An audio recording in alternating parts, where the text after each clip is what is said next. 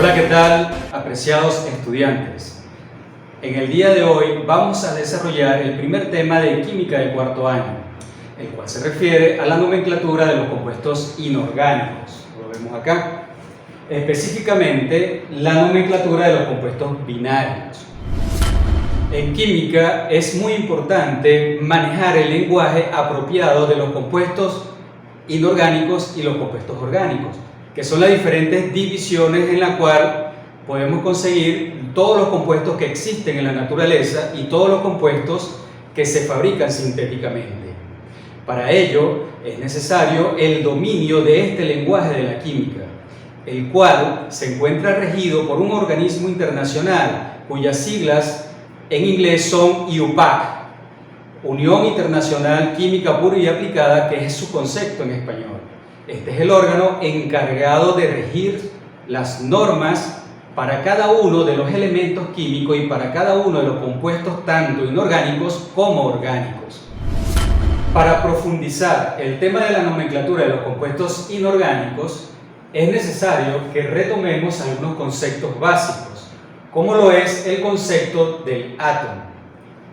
El átomo es la unidad más pequeña de la materia. Este está conformado por partículas subatómicas aún más pequeñas, denominadas protones y neutrones, que se encuentran en el núcleo del átomo, y los electrones, que se encuentran en órbita girando alrededor del núcleo. Algunos ejemplos de los átomos podemos tener el caso del hidrógeno, el carbono, el cloro, el hierro y el sodio. Hay muchísimos otros más ejemplos de elementos que podemos ubicarlos en la tabla periódica a través de esta simbología para cada uno de ellos. Ahora bien, tenemos el caso número 2 en cuanto a las partículas que conforman la materia, las moléculas. Las moléculas se originan cuando dos o más átomos se combinan entre sí mediante uniones químicas. Podemos conseguir casos en donde sean átomos de la misma naturaleza, por ejemplo, del mismo elemento, como el caso del hidrógeno, el caso del oxígeno, el caso del cloro. Y también podemos conseguir otras moléculas que se forman por la combinación de elementos diferentes. Por ejemplo, el caso del agua, la molécula del agua, el caso del óxido férrico, en el caso de la glucosa. Ahí vemos la combinación de elementos diferentes entre sí, que unidos nos dan lo que es una molécula.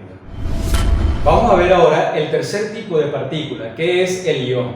El ion es un átomo o grupo de átomos con carga eléctrica que se forma por la pérdida o ganancia de electrones.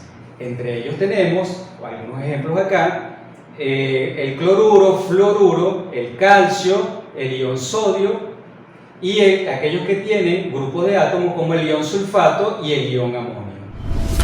Ahora, dentro de los iones tenemos una clasificación que es la siguiente. Los cationes o catión es el ion que contiene carga eléctrica positiva, como por ejemplo el amonio y el sodio. Y el otro grupo lo representa los aniones o el anión, que son iones con carga eléctrica negativa, como por ejemplo el ion sulfato SO4-2 y el ion cloruro Cl negativo. Ahora bien, antes de comenzar a trabajar el primer contenido de este tema, debemos retomar o repasar lo que concierne a la tabla periódica de los elementos. ¿Cómo se clasifican los elementos en la tabla periódica? Recordemos que la tabla periódica es un sistema que nos permite ubicar los elementos que existen en la naturaleza con sus diferentes propiedades y sus diferentes características. Entonces, en la tabla periódica podemos conseguir cada uno de los elementos que existen en la naturaleza y aún aquellos que todavía están por descubrir. Esa es una de las ventajas que tiene este instrumento tan valioso para los químicos.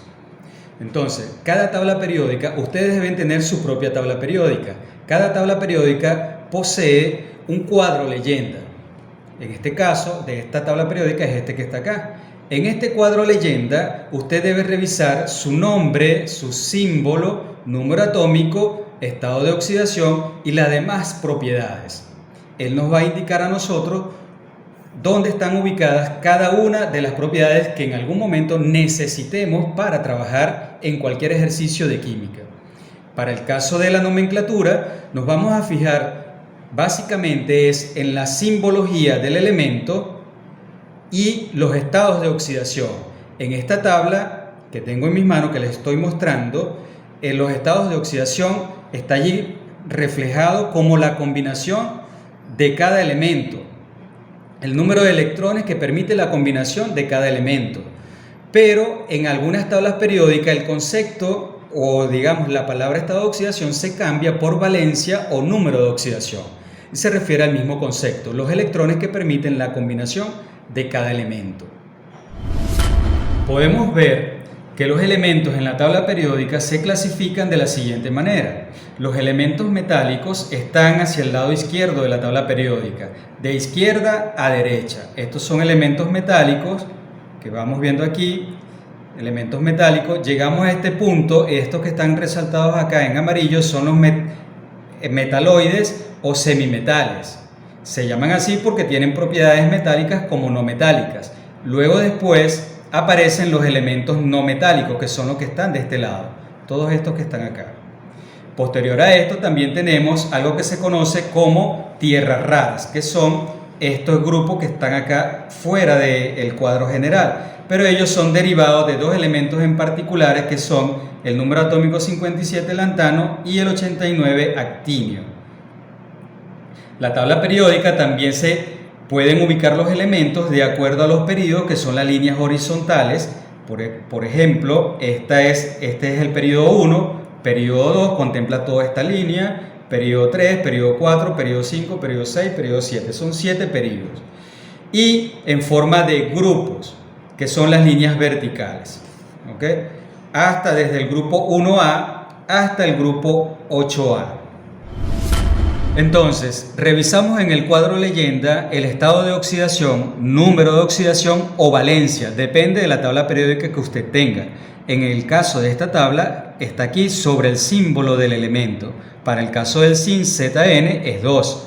Podemos buscar el elemento hidrógeno. El elemento hidrógeno, su símbolo H, su valencia, estado de oxidación o número de oxidación es 1. Ese es el electrón que le permite combinarse con otros elementos y formar compuestos.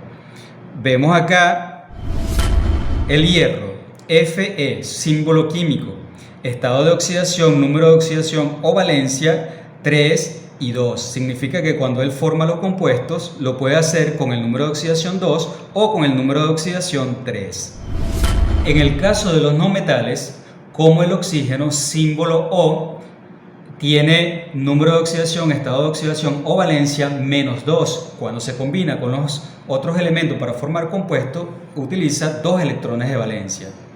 Vemos el caso del cloro, que tiene más o menos 1, 3, 5 y 7. ¿Qué significa más o menos? Que en algún momento él puede perder electrones, por eso sería el signo más, y en algún momento puede ganar electrones, por eso el signo menos. En la mayoría de los casos, él siempre va a tener tendencia a ganar electrones.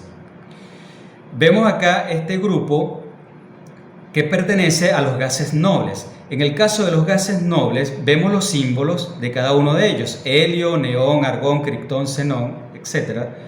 Pero sobre el símbolo no aparece ningún número. Eso tiene un significado, y el significado es que ellos tienen la configuración electrónica completa, es decir, ellos tienen ya los electrones completos en el último nivel. Por lo tanto, estos elementos son poco reactivos. En la naturaleza ellos no pueden formar compuestos. Se pueden formar, pero ya de manera sintética. Ya es una creación del hombre.